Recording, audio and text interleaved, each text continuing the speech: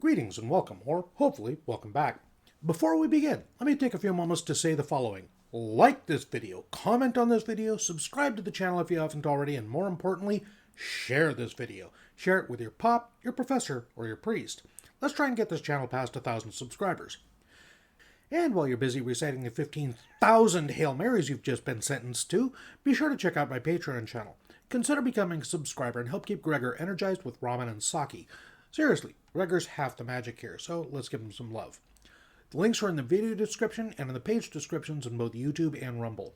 And lastly, a quick shout out to my Tier 3 and 4 patrons. Russ of the Frozen North, New 5AC, Nick, Zachary Langmead, Scared Wolf 1206, Zachery Raney, and Roma Invictus. Thank you very much. And now, on with the story. The Deathworlders, a story by Philip R. Johnson, a.k.a. Hambone, Hambone HFY, and Hambone 3110. Chapter 28, Misfits, Part 2. Date point, 10 years, 4 months, 3 weeks, 2 days AV. San Francisco, California, USA, Earth. Xiu Chang. Wow. Yeah. What do you think? Xiu had a hard time choosing the right word in any language. Colorful and flamboyant came to mind, but so was Chinese New Year's, and nothing else that presented itself quite made the grade either. It's very gay, she decided. That was the nice thing about English. One word could carry such a huge weight of alternative meanings and context without going into simply crazy subtleties of intonation that played such an important role in Mandarin. Both languages were hideously complex when compared to Gauri, which was refreshingly direct. Gauri wasn't unsubtle by any means, but it lacked the impenetrable nuance that allowed her to pun like that, carefully deploying 3 different meanings at once in the span of a rather simple monosyllable. She could only imagine what the actual gay pride parade next month would actually look like. It'd presumably make this look conservative and sedate. She'd gone quite rusty in both her human languages thanks to several years of not using them, and since getting back to Earth, she'd almost exclusively spoken English, much to her mother's frustration. Still, she was finally getting things straight in her head and didn't so often find herself slipping automatically back into the alien tongue whenever she wasn't concentrating. Together, she and Allison watched a young man dance past wearing a pair of gold lame briefs, bright orange feathers, lipstick, and the kind of muscles that belonged on ancient Greek pottery. "Show me what you're walking with, baby," Allison Cat called. Somehow, the dancer heard her over the drumming and trumpets. He aimed a buttock at them and smacked it with a grin before dancing along with the rest of his troupe. Allison gave a delighted laugh and beamed at the way Xiu was giggling at her. "Your turn," she declared, and hoisted Xiu towards the railing. Xiu tried not to imagine what her mother would think, picked another male dancer, and cupped her hands. "Yao bid you!" Presumably, the dancer didn't speak a word of Mandarin, but he seemed to get the gist of it and posed for her, flexing magnificently. Xiu applauded while Allison blew him a kiss. They retreated from the railing as a more stately group in ornate and huge red ball gowns began to sail regally by, and Allison took Xiu's hand to lead her through the crowd. She was in her element, Xiu decided, being surrounded by noise and vibrancy and color. Xiu loved to get loud as an occasional treat, as she was doing right now, but Julian had shrunk into himself and had taken the first excuse he reasonably could to retreat to the relative quiet and calm of a coffee shop. Allison seemed to want to sample everything, and she tested even Xiu's reserves as she led the way from street vendor to street performer to live musician and back to the barricade to watch more of the parade, and then on into the crowd. They got matching henna tattoos, sampled fajita chicken skewers fresh off the grill, danced together to the pounding mix of a street DJ who's blending samba and rasta trash into something new and exciting, and generally got drunk on the sheer weirdness of it all, before finally finding themselves sitting down at a bus stop and sharing a bottle of cold water, having summoned Julian to come find them. It was coming up on 2 in the afternoon, and the parade was drumming and gyrating its way towards winding down. "Man," Allison commented, watching 24 women wearing enough pink sequins and feathers to maybe completely cover 3 of them strut past. "I think I've seen more ass today than the rest of my life put together." "Oh yeah," Xiu nodded, widening her eyes for emphasis. "Fun though, right?" Xiu looked around. People were drifting away now that the tail end of the parade had passed them, back to normalcy, and to lives with decidedly less glitter in them. The afternoon breeze still carried the distant sound of drumming through the dense old grid of buildings, but already the whole thing was starting to feel like a dream. Hundreds or perhaps thousands of magical people had danced and swayed and played and sung their way along these roads, and behind them were left the permanent fixtures of dusty concrete and faded paint. It was an oddly familiar sensation. Xiu? Sorry, Yeah, it was fun. Allison knew her too well. But? She asked. Well, look. Xiu waved a hand around. Allison did so, frowning as if wondering what she was getting at. Show got quiet, she observed, then seemed to get what Xiu was driving at. Actually, wow, that's a heck of a contrast. I was just thinking it feels familiar, Xiu told her. Yeah. Is it me, or is this place kind of ugly without the parade? She was right. The asphalt looked like it hadn't ever been resurfaced, just patched up as needed. Overhead was a tangle of bare black cabling that didn't seem to have any clear reasoning or logic to it. It wasn't that Mission District looked neglected, it just looked preserved. Like a jar of pickled onions, it might still be working and useful, but the crispness in life was no longer entirely there. Where's Julian? Xiu asked. Allison checked her phone. They were all using a tracking app they'd found that could help them hone in on each other while sharing how far away their contacts were and in what direction. He's that way, she pointed out, 1/4 mile. Let's go meet him, Xiu stood up. The sheer mundanity was getting to her. I don't think I like it here. Okay. Allison tapped on her app to let Julian know they were going to come to him, then took her hand and they set off walking. They cut across the corner of the parade route, and another facet to the sudden absence of the big glitzy distraction of the carnival made itself known to Xiu. She'd spent the whole day holding hands with Allison. Most of the time it had been a simple case of not wanting to lose one another in a crowd, but now that they were walking together more slowly, it dawned on her that there was something different about intertwined fingers and an arm wrapped around her own. She glanced sideways at Allison, who caught the movement in her peripheral vision, turned her head and caught her eye, smiled bashfully, and tidied a strand of blonde hair out of her face while squeezing Xiu's hand. That was the thing about Allison. Xiu had originally thought of her as the master of a fake-it-till-you-make-it, but that was unfair. Allison didn't do fake. She did determined. Her life doctrine seemed to be keeping her foot down on the accelerator, committing wholly to whatever it was she'd decided to do, and aiming an angry middle finger at her own comfort zones if they got in the way. It should have been intimidating or obnoxious. In anybody else, it probably would have been. In Allison, she may have held her own comfort zones in contempt, but she had never once violated Xiu's, and Xiu knew she'd be genuinely upset if she found out she was making either her or Julian uncomfortable. That made all the difference, so she was able to lead where Xiu might not ordinarily have followed, like walking down the street in broad daylight, holding hands like girlfriends. Because they were, she supposed. That was the point, wasn't it?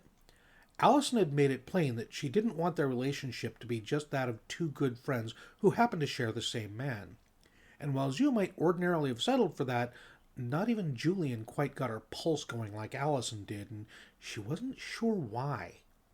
Possibly it was the lingering shadow of taboo, or maybe it was the way she kept breaking through walls she'd never known she had, only to find clean waters beyond. Maybe it was the fact that Xiu knew in her bones and from experience that she could literally trust Allison with her life. Whenever she flashed back to that horrible moment on Sanctuary when the hull had ripped apart and the void had tried to drag her away, the memory that always came with it was that it had been Allison who'd reached out and caught her. It was difficult not to want to follow where somebody who literally saved her life was leading. She squeezed back and leaned a little closer. Do you ever feel like an alien? She asked. Yeah, Allison nodded. Like I'm not quite human. Or that they're not quite human. Xiu waved her free hand surreptitiously, indicating a family who were wending their way home. 2 bouncing children high on far too much sugar, a harassed mom, and a dad whose huge sarcastic t-shirt was pulled tight over his beer gut. That's it, yeah, Allison nodded. That's exactly it. I just want to ask them, is this who you want to be? Are you happy? That's not very nice, Allison. Well, I'm not going to do it, Allison defended herself. Just, I know, Xiu nodded. She was looking at people who had never gone hand to hand with a sapient worm in a robot suit, never hidden in a hunter meat locker, never come within a whisker of horrible death not once but twice, never seen their innocent protege, their sister, dying. They'd had no idea who Triamond had been, what life was really like. She wondered if they even had dreams any longer, or if those dreams extended beyond a happy family and home. They didn't look happy. Allison squeezed her hand again. I try not to judge, she said, but it's hard, ain't it? Why, though? Xiu asked. Why is it hard? They're not doing anything wrong. You're right. They're not doing anything. Al, that's not nice. I know, Allison sighed. Even if I feel the same way, it's not nice. I know. Guilt and uncertainty looked so out of place on Allison that Xiu had no option but to give her hand another reassuring squeeze. But hey, we're doing something, she said. That raised a smile. We are, yeah. I just wish more people could. Could get abducted? Xiu teased. Allison laughed. No, dummy, she exclaimed. I wish more people could see how much bigger they really are. She waved a hand indicating the whole preserved city around them. This isn't who we're meant to be. I swear there's something in the human soul that just longs for adventure. Nearly getting killed? Xiu suggested. No, like watching other people get killed. Xiu, having to wear a disguise for 3 years in case they try and blow you out the airlock, or in case hunters come looking for you? Babe. Xiu gave her an apologetic look. I'm sorry, she said, but adventures aren't easy or fun, Al. You know that. Allison sighed. My abductors were called Trevny and Xiu, she said. Xiu blinked. Allison hadn't ever told her about her abduction before. They were actually okay for kidnappers who saw me as a test subject. I might have been strapped naked to a table, but they weren't cruel. It was just business, right? No malice. Xiu nodded carefully. I killed them. I didn't mean to. They picked me up because I had a cold and they wanted to study it and develop a cure. They knew enough about us to know that we'd pay a lot to cure the common cold. But they weren't careful enough and... She sniffed. They weren't nice people, exactly, but they didn't deserve what I did to them. The last thing Nilfa did was he gave me a front line and undid my restraints. I'd have died of thirst strapped to that table if he hadn't. And the people who finally rescued me would have died of, I don't know, acne or candida or something. Her fingers twisted painfully between Xiu's for a moment. I know, babe. I know what an adventure really is. I know it means people who don't deserve it dying in horrible ways, and maybe us too. I know all that. And I still don't think I could ever go back to the quiet life. I wouldn't know how to cope. Xiu was sighing with her, and then they saw Julian come around the corner. The uncomfortable shuffle in his step evaporated on seeing them, and he picked up his pace with a wave, which they returned. Neither would I, she conceded. Date point. 10 years, 4 months, 3 weeks, 2 days, AV. War Platform Lifebringer. Perfection Systems, The Core Worlds. Grand Fleet Master The ship class designated as war platforms weren't warships at all, at least not in the sense of a ship that engaged the enemy directly. Even though it was layered in armor, shields, and point defense batteries, Lifebringer was a staging and command vessel. It was a mothership for a whole fleet of transports, shuttles, dropships, and heavy cargo lifters. It was a flying barracks, a mobile airfield, a cavernous cargo bay, and a nexus of computer systems. It was, in short, everything that a fleet needed to go somewhere and do something, and it was verging on being as large as a ship could practically get. At full gallop, Tikv would have needed more than 2 minutes to get from one end to the other, even if there had been a single straight corridor fit for that purpose. The humans, he knew, would be impressed. Fleetmaster Caruthers' transport was an unmodified Dominion Standard shuttle, a flying matte gray brick that made up for in rugged reliability what it pathetically lacked in graces and aesthetics. Next to the troop lander and the 2 heavy cargo lifters currently squatting in Lifebringer's number 1 docking bay, it was tiny, and it was still big enough to comfortably carry 3 young Govnorag. When the humans stepped out of it, they made it seem comically small. The heavy vibrations their feet sent ringing through the deck shattered that smallness. He recognized Caruthers easily enough. The human fleetmaster was plainly the oldest of the delegation that had come over. The 2 at the back looked to be bodyguards or marines. Tikv was hardly an expert on clothing, the most he wore being saddlebags, holsters, and a decorative pennant on his neck to signal his rank, but those 2 seemed less decorative than the others. Caruthers, for his part, looked both austere in his black uniform and splendid thanks to its conservative flourishes of gold and white. The Deathworlder entourage paused in front of Tikv's own welcoming party, and Caruthers took 1 extra pace forward. "Permission to come aboard," he stated.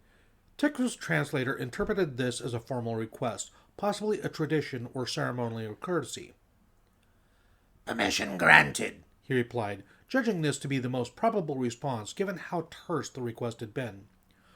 Borrowing from some research he'd done on humans, he extended the stronger of his 2 right hands, trusting the human not to grip with the crushing force that Tikv knew he was capable of. His trust was rewarded. Caruthers' handshake was firm, but no more than that. "Thank you for having us," he said. "Thank you for coming," Tikv replied. He indicated his subordinates. "This is Subfleet Master Ho and Junior Subfleet Master Number." "Captain Manning of HMS Myrmidon and Commander Devenold of HMS Valiant," Caruthers replied, then indicated the Marines. "Corporal Brewer and Corporal Banks." "Well then, if it pleases you to inspect the ship, I thought we might talk," Tikv replied amicably. "Lead on." Vitik did so, gesturing for the humans to walk by his side. "I had Lifebringer's dimensions converted into your units," he said. "She is slightly more than 400 meters across her widest axis and masses approximately 60 million kilograms. "That must be pushing the limits of what's physically possible," Caruthers observed. "Certainly in anything which needs to accelerate like a warship," Tikv agreed. "There are larger ships, but not many, and they are all painfully slow. The biggest ever built, I believe, was a pleasure barge that could not only afford to spend months transiting between worlds, but actively wanted to, so that their guests would have as much time to spend their money as possible. That ship was more than twice the size of this one." The expressive line of dark fur above Caruthers' right eye arched upwards. "Was?" "Indeed. It eventually broke apart under the stresses of its own acceleration." "We have a similar cautionary anecdote from an ocean-going vessel called the Titanic," Caruthers told him. "The fastest and largest luxury ship of its day. Too fast, in fact. It struck an iceberg and sank in freezing cold waters more than 100 years ago." "Ice? I was given to understand that yours is a hot planet, Fleetmaster," Tikv observed. "The stories of Earth I have heard mention that the sun can burn you and that you can die of the heat." "That's towards the equator. The poles are frozen solid year-round." "Both? On the same planet?" "It's a surprise to us that other worlds are any different," Caruthers smiled, though he made the courtesy of not showing his teeth. "How were we to know, after all?" "True. In any case, although Lifebringer can accelerate to meet the minimum demands laid down by Dominion security resolutions for a warship, she is still the slowest in the fleet, substantially slower than your own ships have demonstrated." "Our doctrines seem to be quite different," Caruthers agreed. "Maybe we should compare notes." "Maybe we should," Tikv agreed. The tour wended slowly around the ship, taking in the huge power plant, powered by the newest generation of Directorate-made quantum power stacks, the living quarters, an exercise in awkwardness given the wildly differing proportions and needs of the many species on the crew, the cargo handling bays and their army of drones, and finally the command hub, dominated by a to-scale holographic map of the system labeled in blue, yellow, and green. "How is the situation below?" Caruthers asked, once Tick had demonstrated the map's functionality by zooming in on perfection itself. The working crew around them went quite still and listened. Tick knew that many of them were firmly of the opinion that humans were responsible for all the death and destruction not only on Perfection, but at Capital Station. Tick couldn't have disagreed more strongly. He had specifically requested this relief effort because, unlike most of his peers, he very much did not view the hunters as a kind of natural disaster. They were a sapient species, entirely in control of their own actions, and the humans seemed to be the only ones who were squaring off to them. That made the Deathworlders allies in his book, and Perfection represented an opportunity to make or break that relationship. "The hunters launched hundreds of kinetic weapons from orbit," he said. "Perfection's defense system stopped all but 13 of them." "The same kind of kinetic weapons that you dropped on Planet Garden," Roma observed acidly. Tick ground his molars together. He would have given much not to have the junior subfleet master present for this. Caruthers proved equal to the accusation. He looked Roma in the eye in that unnervingly level way that humans did, and spoke softly and firmly, with no trace of disrespect. "The hunters are dangerous," he agreed, "and sadistic and cunning. They're deliberately using our tactics and tools because they want to divide and weaken us." "Just as you weakened the defense fleet," Roma pressed. "That will be all, Junior Subfleet Master," Tick told him, judging that this Koromborra subordinate had gone too far with that remark. "Return to your duties." "Yes, Grand Fleet Master." The humans cleared their throats and looked awkwardly at one another as Roma gestured grudging respect and stalked out of the command hub. Tick raised his voice just enough for the other crew to hear, though he addressed the humans specifically. "I am sorry," he said. "We have all seen terrible things through this operation, and it is difficult to remain objective." Caruthers caught on to what he was doing and joined in. "I sympathize," he declared, "and I'd like to thank you personally, Grand Fleet Master, for setting an example and proving that a relationship doesn't need to be antagonistic. We certainly don't want it to be." "Nor should we," Tick announced, taking note of which of his officers looked away and which wore body language and expressions of agreement and resolve. "I've spent my life fighting the hunters, and for the first time I am seeing signs of weakness from them. As you said, they are trying to divide us, and I do not think they would even care to try unless they were scared of what we could achieve together." Caruthers glanced at Manning and Devenold. Inexperienced as Tick was in reading human facial expressions, there was something inspiring in the way they all shared the same intense smile. "In that case, Grand Fleet Master," Caruthers extended his hand, "I look forward to scaring them some more." Tick shook his hand for the second time. "Well said." Date point: 10 years, 4 months, 3 weeks, 3 days AV. Kelsey Alliance Embassy Station, Earth Luna L3 Point, Seoul. Riley Jackson. Kelsey Diplomatic Station, this is Firebird 1 escorting diplomatic shuttle. Request permission to land. Colonel Stewart would be doing the exact same thing over the Dominion Station at Earth Luna L1.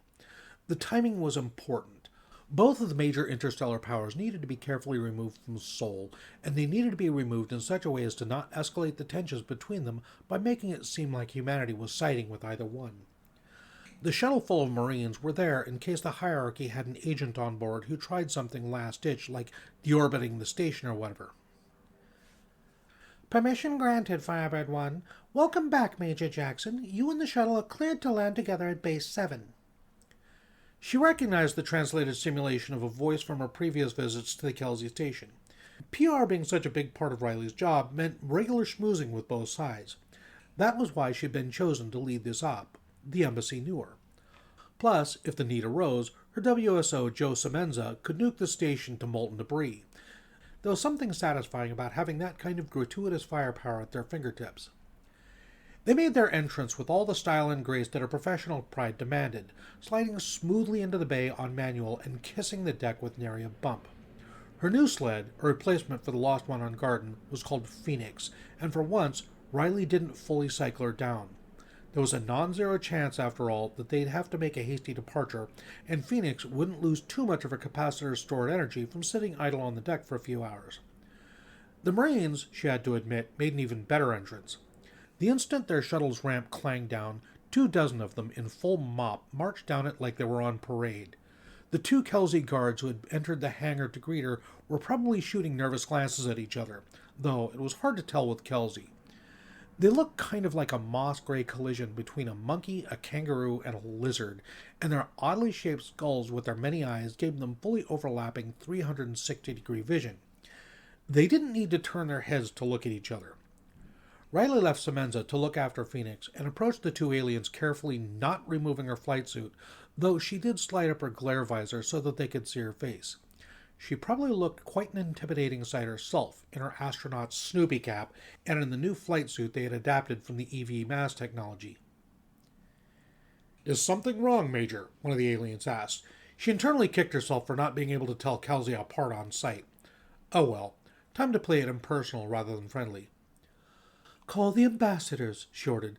"Something important has come up that needs their immediate attention." She wasn't left waiting long. Station-wide announcements in a variety of alien languages rang through the decks, and within minutes she was being escorted along with the Marines to the forum chamber on the station's topmost deck. She was met off the elevator by Ambassador Sandeep Verma. Verma's career had been an interesting one, taking him from his native Gujarat to the Indian consulate in Canberra and ultimately into space to be humanity's ambassador to the Kelsey Alliance. Riley had worked with him several times. Something about being the FTL test pilot kept her snowed under with invitations to assorted diplomatic parties, hence why one of her AFSCs was public affairs. She could definitely sympathize with the ambassador's crowded and storied career. That same prestige was what had sent her on this mission. It was important not to snub either side or to show favorites, so while the Dominion got the senior officer in the form of Colonel Stewart, the Alliance got the more notorious one in the form of Major Jackson. They'd tossed a coin over it. "Major?" Verma had a smile on, but his body language was wary. Riley shook his hand. Really, she shouldn't waste time with preamble, but the ambassador didn't need rushing. "Can we talk privately?" she asked, and handed him the sealed letters marked Eyes Only for his attention. It was an uninteresting gray and bore the emblem of the Global Representative Assembly, a circle, 2 short arc sections sharing the same center, a larger one, and finally, a short one again. Verma nodded and pulled a device from his pocket. A privacy force field fuzzed and opaqued the air around them. He ripped the seal on the letter and read it. "Short version, Big Hotel is gone," Riley informed him. The ambassadors, by necessity, were both briefed on Deep Relic. "Earth's secure, and the GRA wants the embassies relocated to Cimbrian 5, just to be absolutely certain." Verma grimaced slightly, but nodded as he read the letter. It was much longer than Riley's summary, but probably contained about the same amount of useful information. "They are not going to like that," he observed. "The IDs are being kicked out as well," Riley explained, "so neither side gets to claim we're siding with the other. They're still not going to like it. They can dislike it all they want. One way or the other, this station ain't going to be here much longer," Riley said dismissively. "They're being relocated. They can go amicably and relocate to Cimbrian, or they can be expelled with extreme prejudice." Verma met her eye, then nodded and turned the page, read the name and signature that occupied the top 2 inches of an otherwise empty sheet, a classic and typical waste of paper in Riley's opinion, then handed the letter back to her. "I shall do my job then," he promised. "Good," Riley smiled to him, radiating absolute faith in his abilities. "Let us know if we need to get you off station. These guys aren't just pretending to be Marines." "Not necessary," Verma smiled. "I hope. Thank you anyways." He turned off the privacy field and gestured invitingly for Riley and the Marines to follow him. He swept into the forum with an impressively impromptu air of gravitas, looking thoroughly out of place and vulnerable next to a woman in a lightly armored spacesuit and a dozen men in mop. Riley lowered her visor again. The odd thing was that she probably cut the most threatening and alien figure amongst them. Mop, mission-oriented protective posture, made the Marines faceless and scary, but the technology hadn't changed much in 20 years, meaning that the men wearing it looked huge and encumbered. but also embarrassingly low tech. It was a good show of strength, but Riley knew from experience that while aliens were often impressed by seeing humans carry heavy loads, there was something he found even more intimidating about the human body itself. The shape of it, the way they moved. For whatever reason, aliens saw the same thing in a walking human that humans saw in a stalking tiger. Mop hid that. Riley's flight suit didn't. It was built by C&M Spacesuit Systems using the technology they developed for the EV Mass, making it snug, sleek, and technical. A far cry from the bulky thing she'd worn 8 years ago in Pandora's early flights, with its duct tape modifications and a Velcro patch inside the helmet for scratching her nose. Riley secretly geeked out about it all the time. It looked like it had been created by the better class of digital artists, the ones who managed to balance high-tech aesthetics with actual military function and practicality. In the circumstances, it was not only a good way to show off that scary Deathworlders physiology, but also a statement. Look how far we've come, and how quickly. It worked. She became the immediate focus of attention when they stepped into the forum itself. Never mind the geodesic dome overhead and its angel's eye view of the Earth. Never mind the charcoal concrete floor with the polished bronze forked spiral, a stylized representation of the galaxy embossed in the middle.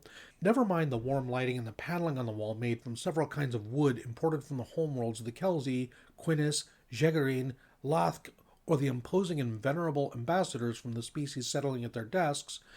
It was a beautiful chamber, as if the Canis would settle for an ugly one, and they'd invaded it looking decidedly ugly.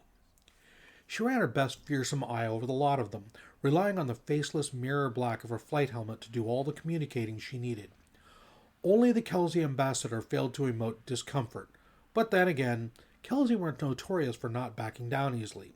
The whole alliance was named after them for a reason. Ambassador Werner, the Jagrian ambassador stood. You alarm us with your sudden summons and your troops. They, the Jagran, were monogendered and insisted on personal pronouns, waved an arm languidly at the Marines. We request an explanation. The Global Representative Assembly has instructed me to inform you of a new development, Verma replied, having apparently decided not to bother with circumspection. You may not be aware of some security threats on Earth that we've been fighting, but that situation has now reached a point where we must ask this embassy and that of the Dominion to relocate to the Cimbrian system. The Lathk ambassador was the first to speak. Lathk defied easy description, being a bipedal biological eccentricity whose tiny, beady black eyes gave them almost no vision to speak of, and who had neither a sense of smell nor much apparently in the way of sense of taste. Their primary sense by a country mile was of hearing, and in place of a head, they had two gargantuan ears mounted high and forward on their shoulders. Those ears and their spindly bird-like limbs always gave Riley the impression that they would go tumbling away in a strong breeze, and she had to chew down the racist impulse to think they looked absurd. They were actually an important partner in the alliance, providing for most of the agriculture and a steady supply of warm bodies. Even if the war had been at a low ebb for the last 10 years, thanks in no small part to human intervention, the Alliance were still rattling every saber they had, and that meant signing up young beings, amongst them plenty of Lathk, to serve on whatever new front line might open if the lasting peace wasn't eventually worked out. You're picking a side? She asked. Ambassador Verma's job over the last 4 years had included exerting whatever gentle pressure humanity could muster to keep the war from boiling over again. The Kelsi leadership might have reckoned as major strategists, but Riley was pretty sure that any second lieutenant with Sun Tzu and Robert Heinlein on their bookshelf already had a more comprehensive strategic education than the most seasoned Kelsi general officer. The war so far had been catastrophically bloody and industrial. But of course, the Dominion was too proud to let the rebels win by granting them whatever territory they had already carved out, and the Alliance was too proud to settle for what they had. No, Verma's assertion was instant and firm. We remain committed to the neutrality and independence of our species. Then what are these troops for? The Kelsi ambassador asked. And why are they wearing protective gear? The Canis ambassador added, taking the bait. That was Riley's cue. Our equipment is a precautionary measure. We hope it proves unnecessary, she hinted smoothly. ETs were notoriously gullible when on the back foot, and while outright lies were present in the diplomatic toolbox, in the years since Riley herself had summoned these two space stations into orbit around Earth, the most effective tool by far that humanity's diplomats had fallen back on time and time again was crypticism. Deathworld reputation did the rest. The ambassadors all glanced at one another. Again, insofar as she could tell, she wasn't even sure Kelsey could turn their head, and after a few seconds, the Jageran spoke again. "What is the exact nature of this security concern?" they asked. "We are not at liberty to disclose that information for now," Verma replied. "Please, there will be plenty of time later to discuss exactly why this is being done, but for now it's safest for the embassies to relocate to Cimbrian." "We shall need to discuss," the Kelsey began, and Verma cut him off. "Ambassadors, please do not mistake this for a request," he said firmly. "This relocation is a condition of continuing to have a relationship with the human race." Riley consciously didn't fidget during the long moment of deliberation that followed.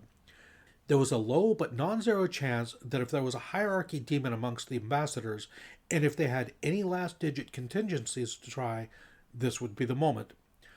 Werbs was lurking in the wings, ready to obliterate the station the moment it lit a jump beacon. Knowing that by far the most destructive thing that humanity had ever built was aimed at the soles of Riley's feet was a test of composure to almost rival the infamous rubber chicken. Another benefit to the inscrutable visor. The ETs couldn't see her sweat. "Very well," the Kelsey grunted at last. He leaned over and spoke softly into a microphone on his desk. Riley breathed a sigh of relief and touched the push-to-talk button on the side of her helmet. "Ilium, this is Helen. Paris has agreed to relocate," she announced softly. "Copy that, Helen. Agamemnon also relocating." "Awesome," Riley breathed a sigh of relief. "I'll prepare a slave to jump." "Understood. We'll send a runner to Cimbrian for codes. Ilium out." She turned to Verma. "Okay, the jump's all set up. I need to get back to Phoenix to play cab driver." "Go ahead," Verma invited. "Thank you, Major. I think your presence helped tremendously." "Don't thank me until we're safely around Cimbrian 5, Riley replied. She certainly wouldn't be happy until the station was outside the Cimbrian system field where no possible hierarchy action could threaten humanity through it, and where it no longer needed to have an FTL superweapon aimed at it. She turned and marched out with two of the Marines in tow and put in the call to Semenza to fire the sled up. She leaned against the elevator wall as they headed back down the hangar deck and reflected that going from interspecies celebrity to messenger girl to threatening muscle to glorified truck driver in one afternoon was a pretty good summary of her career. She stretched and sighed. "You boys been in space before?" One of the Marines chuckled under his hood. "No, ma'am." "Not exactly glamorous, is it?" "I don't know," the other one piped up.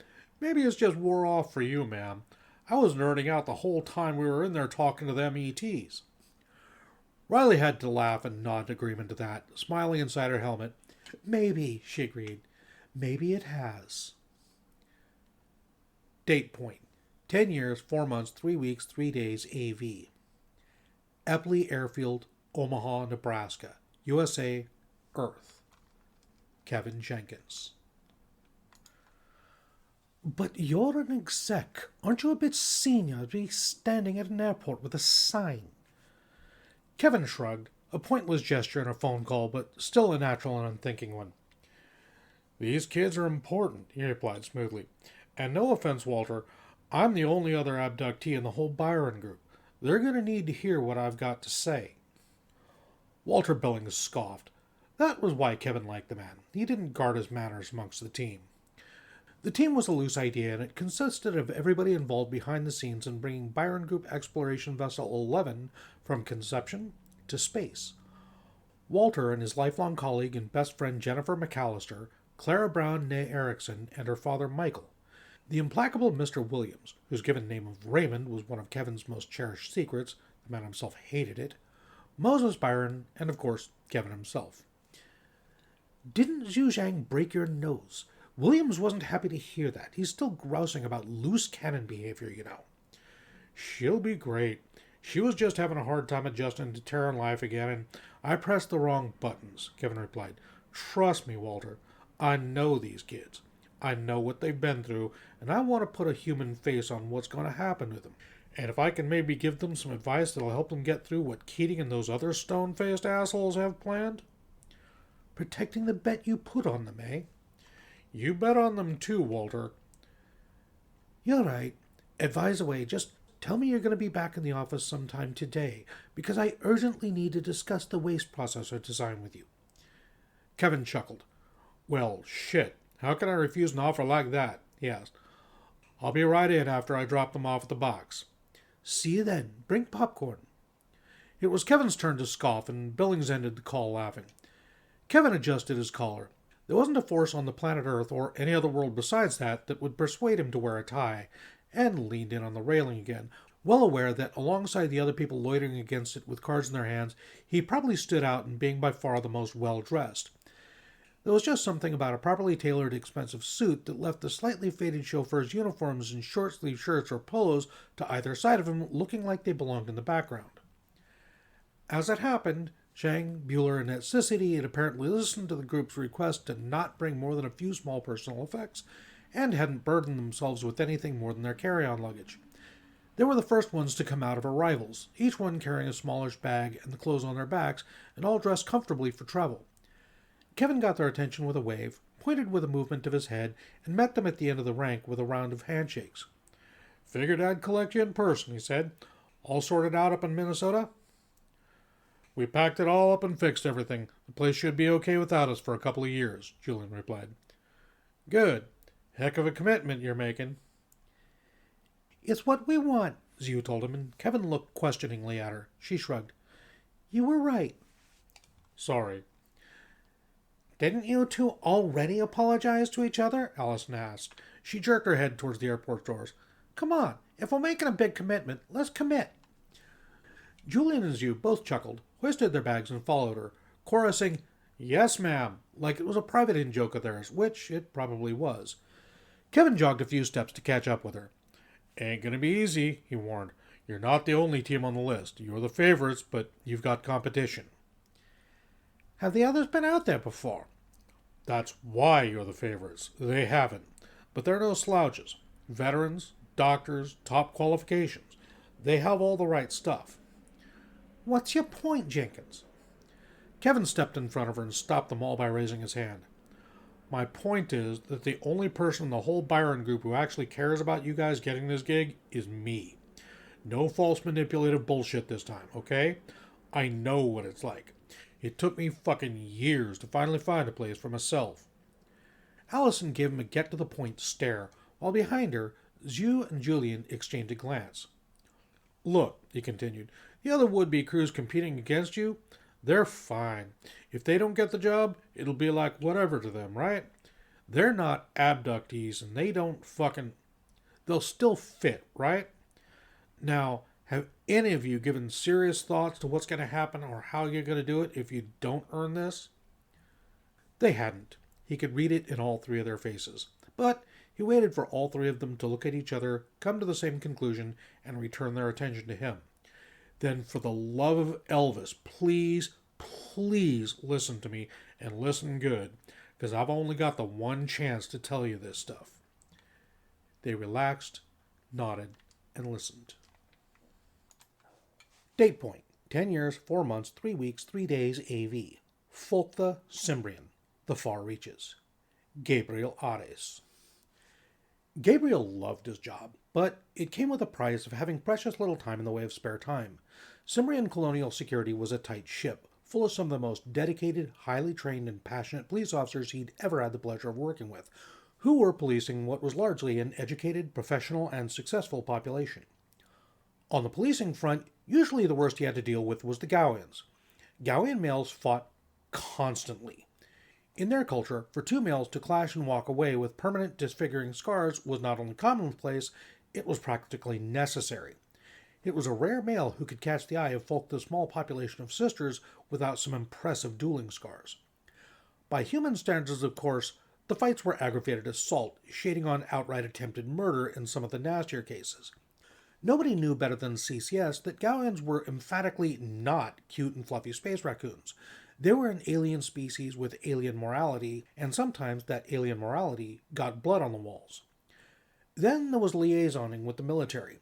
Cimbrian was, in many ways, arguably better protected than Earth thanks to its status as the permanent home of the SOR and of the Allied Space Fleet. Sure, that space fleet was exclusively British for the time being, but with the USS San Diego and its sisters in the works, that was due to change. And Gabriel knew from discussions with Admiral Knight that they were trying hard to get their hands on a Dominion-built orbital shipyard to give the ships a permanent anchorage. Then there was the SOR. Gabriel didn't know how he felt about the SOR. Having a cadre of unnervingly big and strong, almost super soldiers stomping around the town, putting every gym rat on both Cimbrian and Earth to shame, and between them accounting for an impressive percentage of Folkth's family planning spending, well, that was almost as disconcerting as the fact that his only son was one of them. The Air Force had been one thing. Watching Adam spend his 16th year growing from a wiry teen to a fit youth had been proud. Watching that fit youth become a dense, powerful airman had lifted Gabriel's soul. Watching that dense and powerful airman gain in endurance and strength as he went through pararescue training had impressed him on just how strong the boy really was. Or so he thought. The SOR had redefined those limits, converting a merely exceptionally fit and strong young man into a titan, something straight out of Greek legend. Or perhaps more the comic book kind of barbarian hero. That hadn't lifted Gabriel's soul at all. Quite the opposite. It had impressed on him just how broken the boy really was. Not that he could blame him. It was with a sense of trepidation, therefore, that he'd agreed to a movie night with Adam and John at Adam's penthouse apartment on Demeter Road. If there was one thing he'd definitely saved for the USAF, it was financially generous to the men who sacrificed to it. Every man in the SOR had come to Cimbrian with a pocket full of homesteading money and, thanks to the regimented and tightly controlled nature of their lifestyles, which necessitated that the regiment pay for almost everything, precious little in the way of living expenses. Even with Folkth's relatively steep taxes, Gabriel suspected that Adam had tens of thousands in spending money and savings that he didn't know what to do with. And a little thing like inviting his old man to visit on the rare occasion that their days off overlapped wouldn't be setting him back by much either. If only the gigantic brat had bothered to remember that Gabriel was nursing a years-old femoral nerve injury that made steps a literal pain in the ass. There was no elevator in the building that Adam co-owned with Wilson Akiyama. Just 8 flights of stairs, and it took Gabe 20 minutes to climb them. He leaned heavily on his cane at the top to recover, reflecting that, despite his best efforts at fitness and rehabilitation, his mobility was never coming back. Finally, he knocked on the door. Adam opened it in seconds and smothered Gabe in an enormous muscular hug. Hey, ¿estás bien? Llegas tarde. Subía estas escaleras de mira, Gabe replied pointedly, nodding back at the obstacle that had held him up. Adam looked at them, then at his stick, and the penny made a solid wooden thunk as it finally dropped. Ah, shit. Gabe chuckled and reached up to affectionately ruffle what little hair Adam had kept. ¿Es un caballo de guerra o un burro de guerra? He joked. Adam chuckled and welcomed him inside. The apartment was definitely a well-off bachelor's party pad. It was furnished with style and elegance, and was comfortable enough, but it didn't look like it was regularly lived in.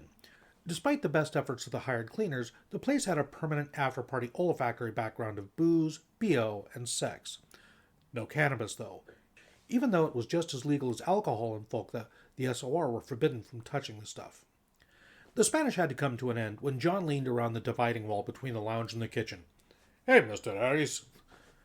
"Hello, John. What's cooking?" "Jerky. Gonna need another hour, but this is my grandma's recipe. Best you'll ever taste. Trust me." Gabe glanced at Adam, who nodded with a grin. "It is," he confirmed. "Bueno, what are we watching?" "Good question," Adam said. "Base?" John had gone still. Slowly he turned and gave them an embarrassed, brittle smile. "A movie that I forgot to bring with me." "Top marks. Well done, dumbass," Adam applauded sarcastically. John cleared his throat and aimed his thumb at the door. "I'll go get it. It's on the base." That's 3 miles away, Gabriel pointed out. Yeah. Be back in half an hour. Peace. John took off down the stairs, springing down them 2 at a time. He's going to run the whole way there and back in half an hour, Gabriel asked. No big deal, Adam shrugged. So, hey, just you and me for half an hour. Beer? Sounds good. Gabe sank gratefully onto the couch, a maneuver that really demonstrated just how much he needed his cane, and sat back, happy to finally have the weight off his bad leg. It was no ordinary couch. When Adam slammed down onto it a few seconds later with a couple of open beers, it barely seemed to register him despite his incredible mass. He kicked up his feet onto the coffee table and gestured at the TV to turn it on, an innovation that had slowly started to replace the old-fashioned remote control. Relocation of the embassies has already met with vocal criticism from the Dominion, and while the Royal Navy continues to lend support in the humanitarian crisis on perfection, Dominion officials are now blaming the attack on human military action in that system, claiming that there was some kind of battle. While the Ministry of Defense, the Pentagon, and Scotch Creek all declined to comment, sources at Hephaestus LLC have confirmed that HMS Caledonia is now in dry dock at the series shipyard, undergoing emergency repairs. And in Manchester, England, the family of Petty Officer Thomas Kendrick, who served aboard Caledonia, have released a statement asking for privacy. Not that they're gonna fucking get it, Adam grumbled. That's not the media's job, Gabe agreed. You know what happened? Marty told me the ship caught fire. Marty? Shit, I haven't told you about Marty. Adam turned on the couch, shedding grimness and disgust with the media like a light summer coat. No. Oh, man. Marty's just the fucking best. Makes me look dumb as a bag of rocks. Funny, sexy as hell. Gabriel threw up his hands to interrupt the boy, feeling completely knocked off balance. Whoa, amigo. Seriously? Yeah, I've even thought up a great venue for a first date and... Wow. Gabriel blinked at his only son and assembled his thoughts. Okay, that's some big news. Adam blinked at him. What? Man, I never would have guessed. I love you anyway, amigo, but you really could have broken the news more gently. Martina, Dad! Her name's Martina! Oh! Gabe relaxed and laughed at the ceiling, wiping his forehead. He was too relieved to feel embarrassed. Gracias a Dios! Adam's enormous shoulders rocked as he wheezed out his best Muttley laugh, and he gave Gabe a huge, crushing hug. Nah. You got nothing to worry about there, I promise. Good, because I had a vision of a world without grandkids, and I didn't like it, Gabe chuckled.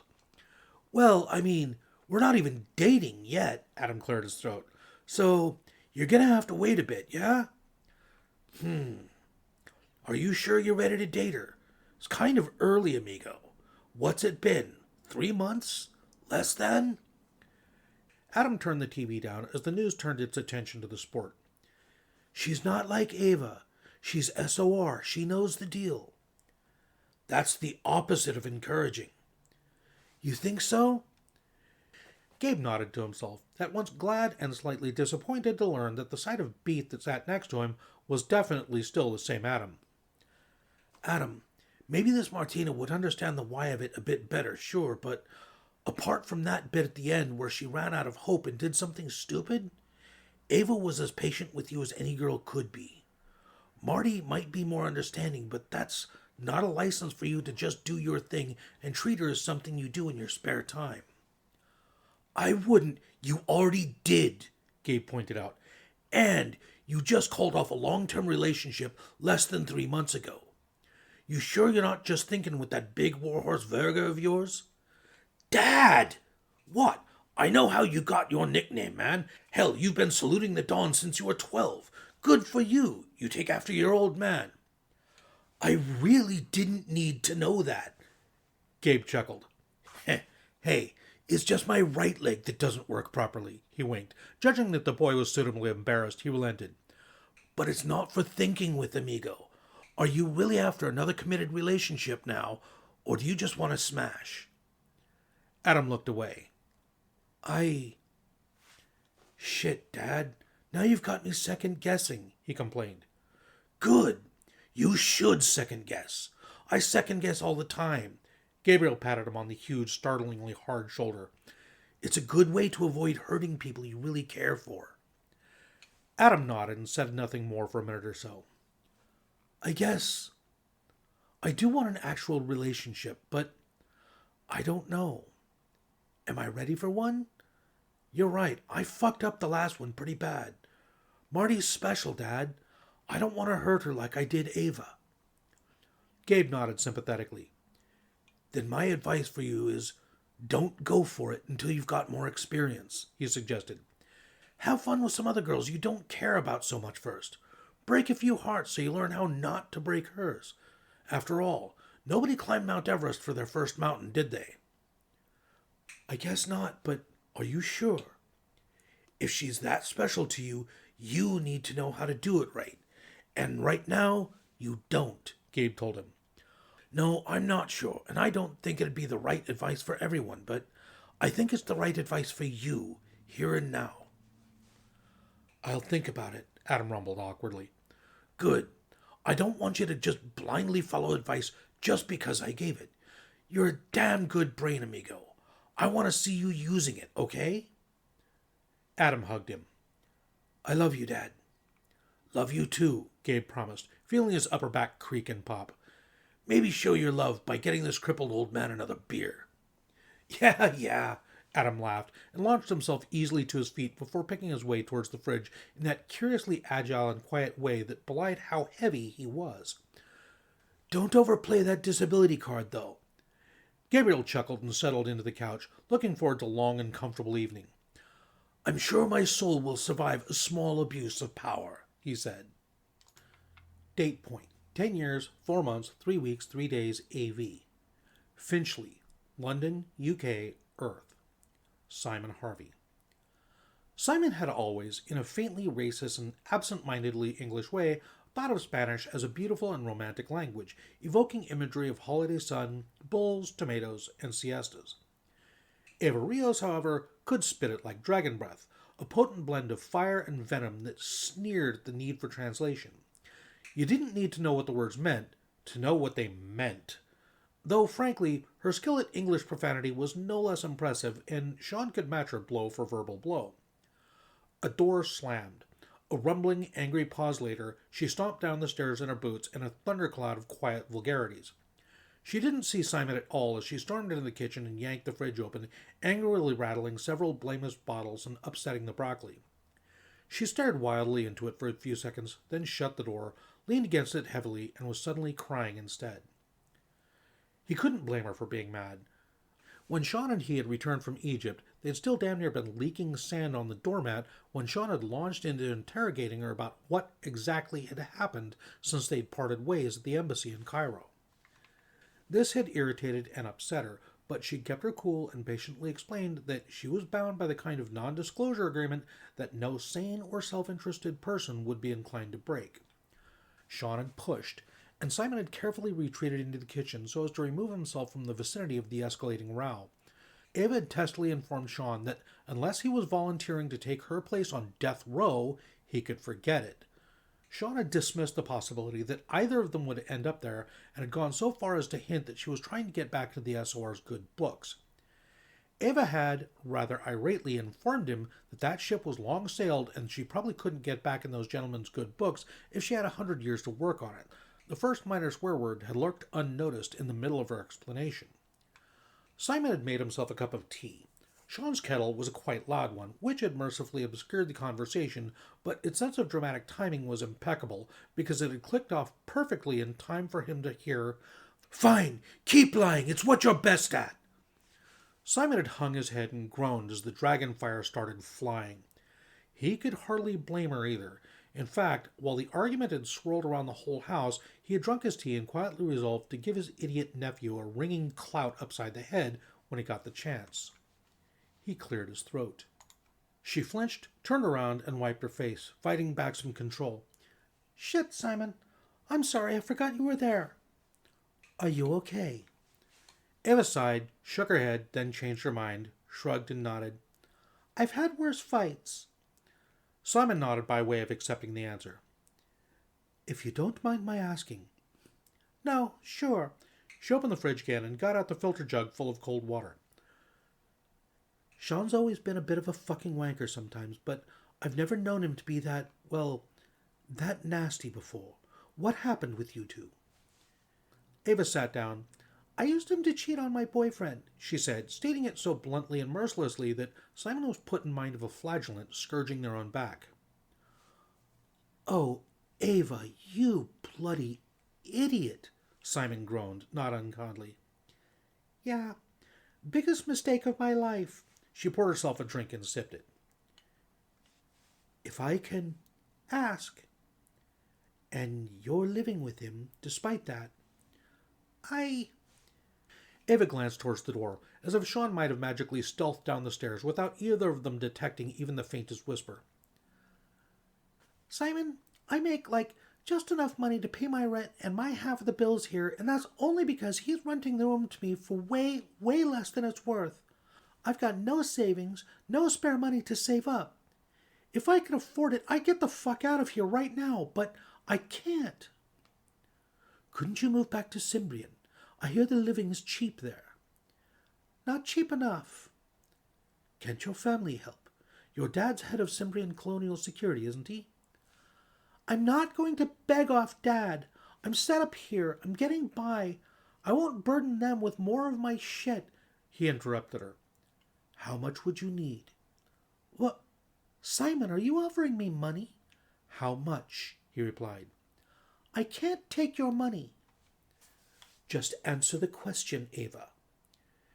She exhaled irritably and thought about it.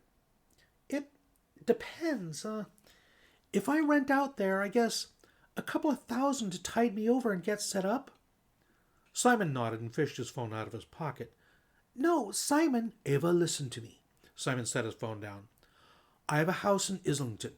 Not a flat, a house. You know what the property prices are like in this city? So you know I can afford to loan you a couple of $1,000. But you barely... It's my money, and I'll do whatever the hell I like with it. Thank you very much. But why? Because I've got two very talented young journalists on my hands who won't be able to work together. He raised a hand to intercept her interruption. Don't bullshit me. Your professional relationship with Sean is built on drama and fuck all else, and arguments like that. If I don't separate you two, something's going to happen that ruins both your reputations and by extension your careers. This is the best fix. You're sure? You don't deserve to suffer for him being a complete tit, and he doesn't deserve to suffer for you not having your shit sorted out, Simon put it bluntly. She showed no sign of taking offense. He picked up the phone again. I'll put in a call to a mate of mine. He said something about somebody starting up a news channel in Folkda. A pretty local girl like you could be making big money in front of the camera rather than behind it, so you'll be able to pay me back soon enough. Throw in 10% if you feel you have to. Feed me leads, however you want to repay me, however your conscience tells you to, but for God's sakes, don't be stupid enough to try and tough it out with Sean. He wasn't quite sure why, but that last warning seemed to score a hit. Ava looked down and away and chewed her lip and frowned. Simon, thank you, really, but I don't think... Ava! She stopped babbling her protests, blinked at him, then licked her lips and tried again, rather more calmly. I want to earn my way, Simon, she said. I don't want charity. This isn't charity, Simon said. It's an investment, and it's career advice from the old guard to the new kid, and I believe it's a damned safe investment, too. If I put in a good word for you, it will carry weight, and that's not charity either. You earned that good word. She swallowed and looked at his phone, with her resolve obviously wavering. So Simon gave her one last push. Go home. Date point. 10 years, 4 months, 3 weeks, 3 days, AV. Omaha, Nebraska, USA, Earth. Allison Bueller. This is it? Kevin cranked the parking brake and nodded. This is the box, he confirmed. Good name, Xiu remarked, while giving the box a wide-eyed, cautious look. Allison evaluated it herself with slightly more guarded expression. When the group had talked about accommodations throughout the training period, she had imagined a decent-sized house. Nothing elaborate, just a couple of bedrooms, a bathroom, not a box. That was really all it was. A featureless half-cube squatting smack in the middle of a fenced and tree-lined Byron Group compound like a particularly obtuse art installation, and surrounded by 3 wings of a more building-like building that was all huge glass windows and warm brown wood. Jenkins' ID had seen them pass security at the gate without issue, and he parked up a short distance from the welcome party who emerged from the larger building. So, yeah, Box is a mock-up of the interior of the ship you'll be flying. Idea is you guys are going to have to get used to it, so you may as well do that here on Earth so you can back out if you have to. Don't want y'all going stir-crazy 3 months into a 2-year mission. Looks snug, Julian suggested, taking refuge in understatement. Trust me, it's even smaller on the inside. Jenkins glanced apologetically at him in the rearview mirror. Anyway, the rest of this is the training facility and mission support. All the people working in this building are here to do one of 2 things. Teach you the skills you need to do this, or make sure you've got the chops for it. Odds are, you won't ever meet half of them, but they'll know you better than you know yourselves, and fast, too. So, this is it then, Xiu fidgeted with her bag. This is where you leave us? Yep. Remember, like I said, these guys are going to try and fail you. You can't bullshit them, so don't even try. They ask you a question, best thing to do is answer it honestly and directly. They can't order you around, but it'd be a damn good idea to follow their instructions anyways. Don't suck up to them, they aren't after brown nosers, but just be honest and be yourselves. Thanks. Julian reached forward, and Kevin twisted in his seat to shake hands over his shoulder. Allison, and finally Xiu, followed suit, and then, there being no reason to delay the future anymore, they got out of the car. Jenkins drove away as soon as the doors were all closed. There was an awkward moment of wary sizing up, and then an aging man in a blue polo shirt stepped forward. It's nice to finally meet you guys, he said. Dr. Michael Erickson. I'm the team leader for BGEV-11. They made their introductions. Erickson scored points by making sure he got the pronunciation of Xiu's name down properly before introducing them to the rest of his team, including his daughter and several other colleagues. The list of names was bewildering. Don't worry, Erickson said reassuringly once the last introductions were made. We'll be working together for the next 6 months. You'll have plenty of time to get to know us. Allison looked at Julian and Xiu. They were standing close to each other and gave her an identical, slightly wide-eyed look that said, "Lead on." So she mustered more determination than she really felt now that they were really here, really doing this, and nodded firmly. I guess we should dive in then, she said. Excellent, Erickson beamed. He stepped aside, and a man who hadn't yet been introduced to them stepped forward. Allison tried not to take an immediate disliking to the newcomer. He had the stern expression of someone who was evaluating her and rating her only slightly above something he'd stepped in. Mr. Keating here will introduce you to your living space and carry out your first assessment. There was a round of handshakes and the promises of looking forward to working with and see you on, and the BGEV-11 team drifted away, leaving Allison, Julian, and Xiu alone with Keating. He didn't ingratiate himself with all the brusque attitude. Here's how it is, he began without preamble. The 3 of you have signed up for spending several months in training together, followed by 2 years in the ship together, and the ship is small. Your notions of privacy and personal space are going to have to change drastically and quickly. You are literally going to be living on top of each other with precious few opportunities to escape, and that's going to mean you'll either be the very best of companions or you're going to end up hating each other, in which case you won't make the grade and won't be flying on that ship. You are making a commitment to long-term physical and emotional intimacy. Allison looked down. Xiu had taken her hand, and Julian's too, and was giving Keating a level, please get on with it expression. There was a 3-way round of eye contact amongst them, and Keating visibly cut out part of his script. Good, he said. But save the decision for after you've seen what you'll be living in. He led them round to what had been unmistakably an airlock. The box is supposed to be a closed copy of what the final interior of BGEV-11 will look like. This is a quadruple seal lock, plenty of redundancy. Nevertheless, good entry and exit practice will be a necessary part of your drill. Every time you leave or enter the box, you'll go through the procedure I'm about to show you. Failing to do so will be a black mark against you. Do you understand? They nodded, and Keating entered a code. Tomorrow, you'll each be setting your own code, he said, and we'll be explaining to you the safety rationale behind that in your first mission briefing. For now, all you need to know is that it's vital you do not share your codes. They help us track your comings and goings and also serve an important security function. Now, he continued, stepping through the outer lock doors they opened, the first step is sealing and decontamination. Come on. They squeezed into the lock alongside him. It was actually surprisingly spacious. Allison could have wheeled a couple of motorcycles through it side by side. Don't stand in the yellow spaces, Keating instructed. The doors behind you will close. They did so. And you should select your decontamination style. The doors in front won't open until you've decontaminated unless you throw the emergency override, which is only to be used if you're abandoning ship or if you're returning to the ship with a life-threatening injury. He gestured to a touchscreen with green, yellow, and red icons on it. Green is basic, just a filter field. Coupled with your frontline implants, it should suffice in almost every case. Yellow is for when you've been exposed to radioactive or chemical contaminants. If you select that one, you'll need to remove and discard your clothing into this chute. Xiu wanted to ask a question, Allison knew, but held her peace. Keating either didn't notice or didn't care.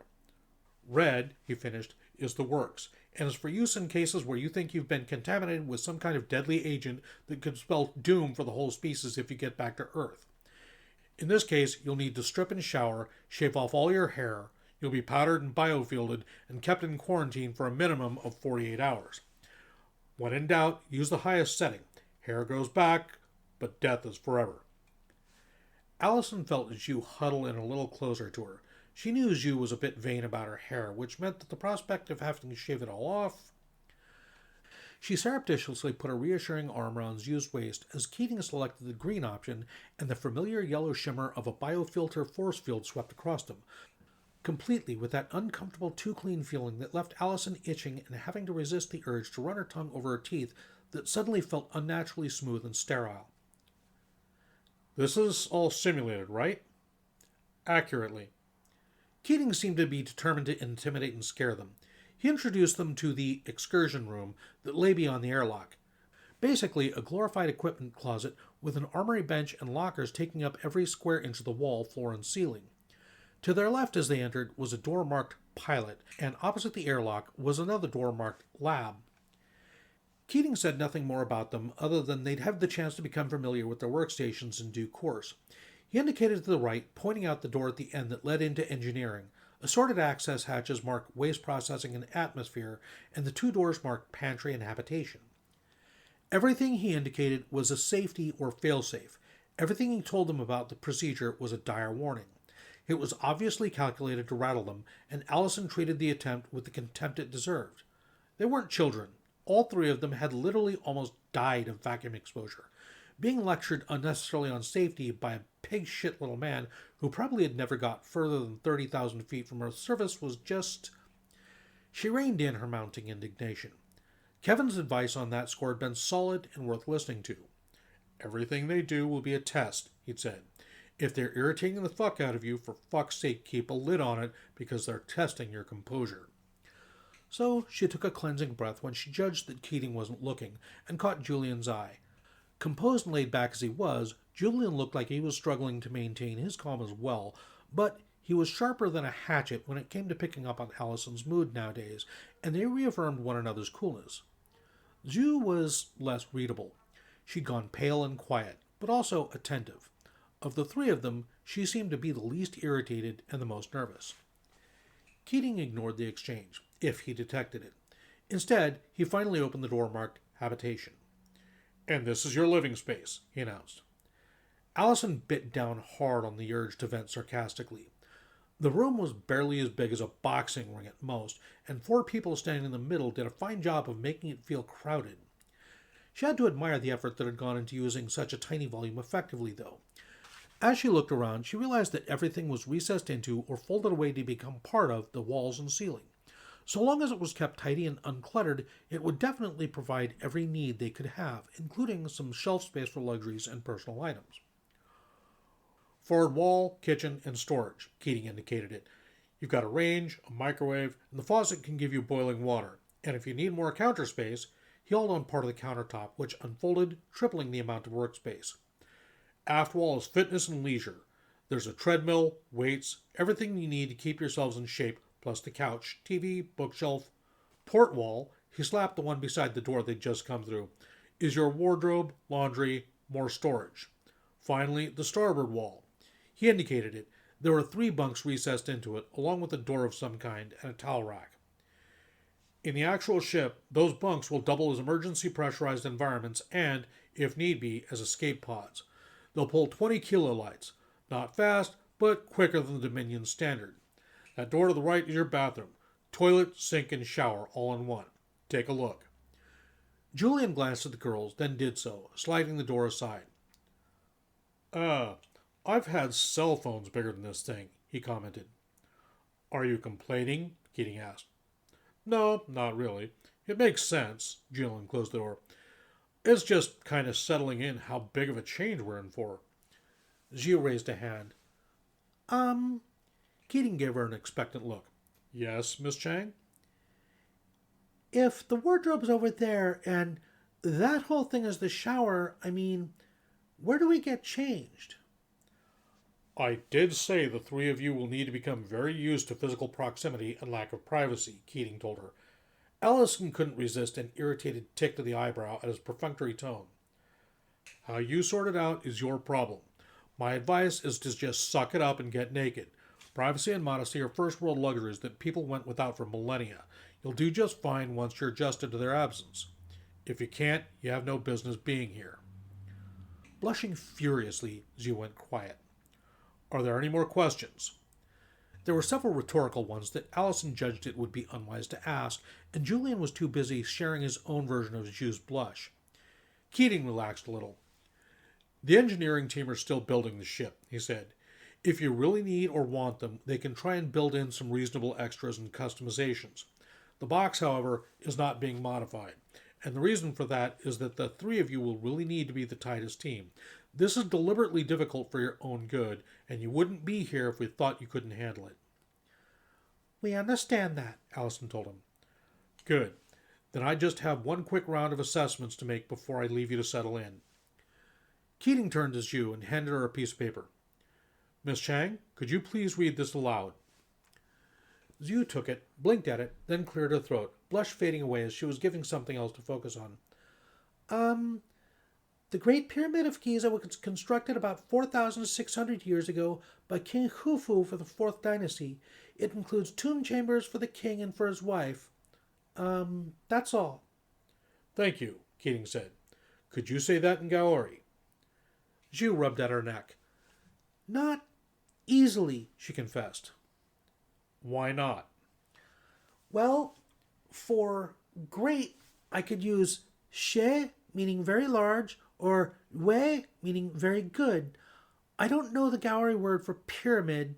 In Gaori, you'd say 4,600, like 40, and 600, and the word for 100 has that awkward yipping sound in it that I can't pronounce properly, and I don't know if Gaori has words for dynasty and tomb, and I know it doesn't have words for king or wife.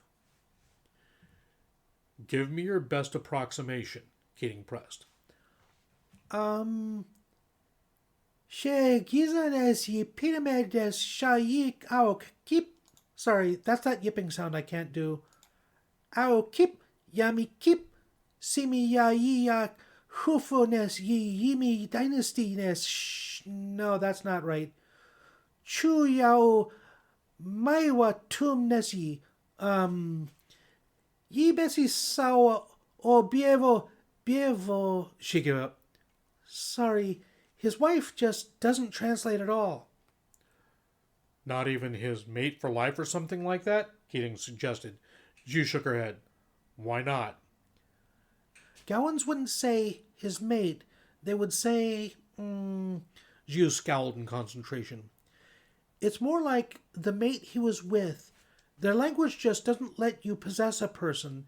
It would be like if I said, I had some not very for breakfast. See? That's okay, Keating made a note. Yimmy? Simmy?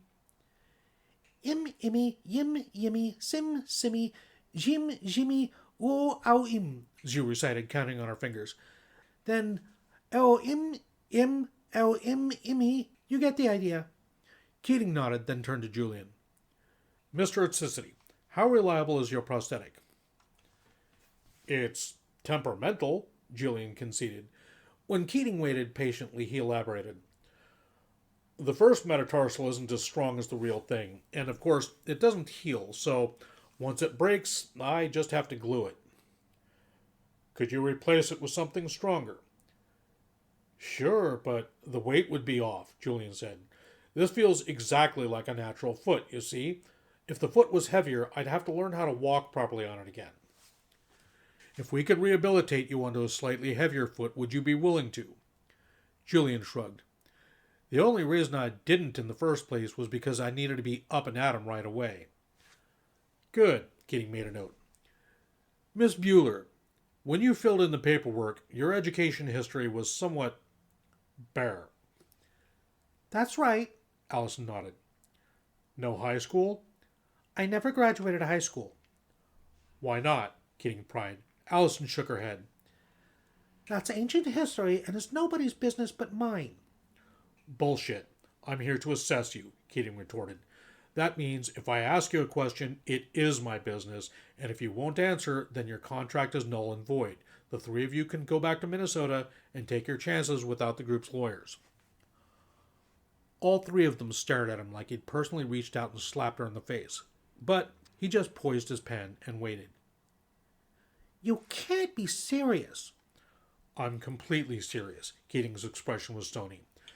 You're asking the group to entrust you with a multi-billion-dollar spaceship. Now, I'll ask you again for the last time. Why didn't you finish high school? A large part of Allison wanted to believe that he was playing chicken with her, or maybe some other kind of a stupid dominance mind game thing. Keating seemed to be the kind of guy who liked putting people in their place. And despite Kevin's excellent advice, just for a second, she was tempted to show him her middle finger and her back, in that order. Then she glanced at Julian and Xiu, wavered, and gave up. I got pregnant, she said, and couldn't stop herself from deflating completely. I had a baby. In high school? Keating asked. The worst part wasn't his interrogation. The worst part was the stunned expressions that Xiu and Julian were wearing. Yes, Allison nodded. Suddenly ashamed, she rubbed her face, stared at her feet, and tried to find the composure. Too young.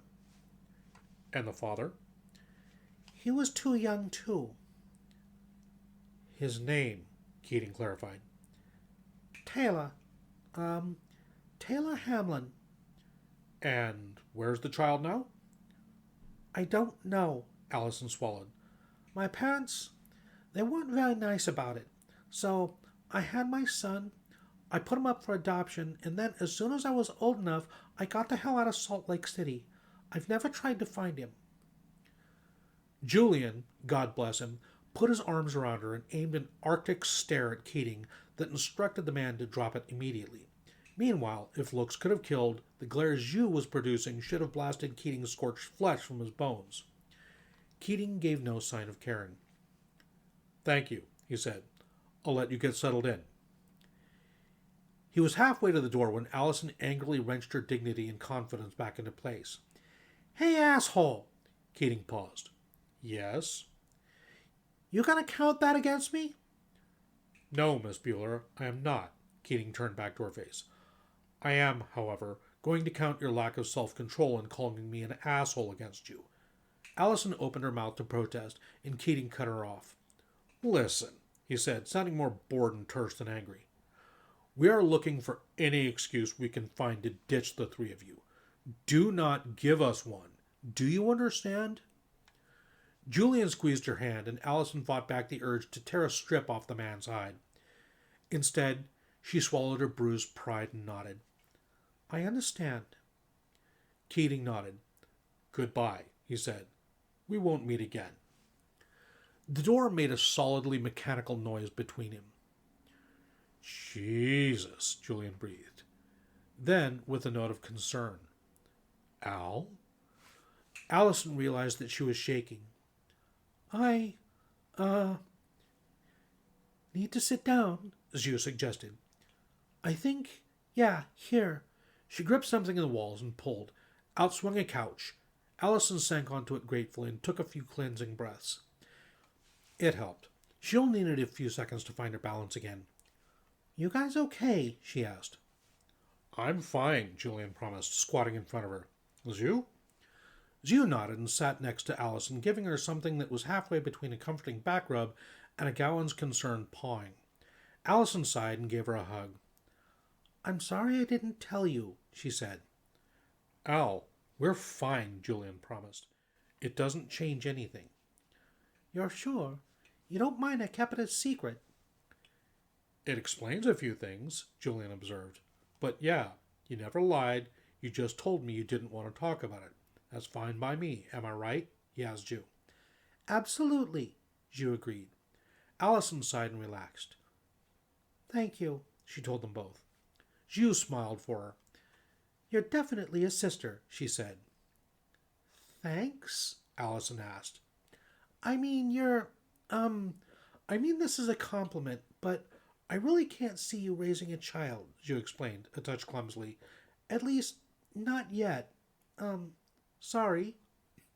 Julian chuckled. "True. Wouldn't have it any other way, either." Allison managed a weak smile, which faltered when she looked down at her hands and found they were threatening to become inextricably knotted together. "I don't regret giving him away," she said. "I couldn't take care of him. I'd have been a shitty mom, but they didn't even let me hold him. Said it wasn't good for us to bond. Sometimes I think it would have been nice, though. Just for a few minutes." "You never?" Xiu asked. "I'm not his mommy." Allison shook her head and scrubbed away the wetness around her eyes. "If he comes looking for me someday, maybe.